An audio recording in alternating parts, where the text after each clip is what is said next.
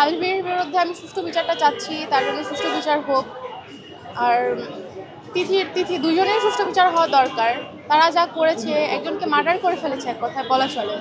তারা কিন্তু মার্ডার তাকে মেরে ফেলতে বাধ্য, সে মরে যেতে বাধ্য হয়েছে, সুইসাইডটা করানো হয়েছে তাকে দিয়ে।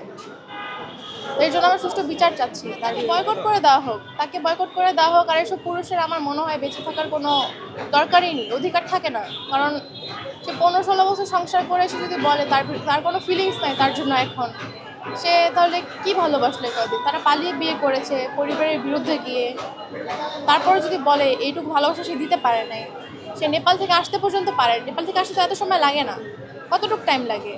2 ঘন্টা 3 ঘন্টাই লাগলো, এর থেকে বেশি টাইম তো আর লাগছে না। আর বানানো স্ক্রিপ্ট নাটক এগুলা কি পাবলিক আর বিশ্বাস করবে? সে তো সব স্ক্রিপ্ট লিখে লিখে বলতেছে, এই করতেছে, সে এত নাটক সাজাচ্ছে, তার নাটক পাবলিক তো বুঝে এখন। সে অভিনয় করতে করতে অনেক পাক্কা হয়ে গেছে, কিন্তু তার অভিনয় হচ্ছে না, পাবলিক ধরে ফেলতেছে এখন। আগে কখনো আমরা টের পাইনি, বাট আমাদের মনে হয়েছে যে আলভি এরকমভাবে ক্লোজলি শুটিংগুলো করে, কীভাবে সে মেনে নেয়, এগুলো কোশ্চেন করা হতো। বাট সে বলতো যে না, এগুলো মেনে নেওয়া যায়।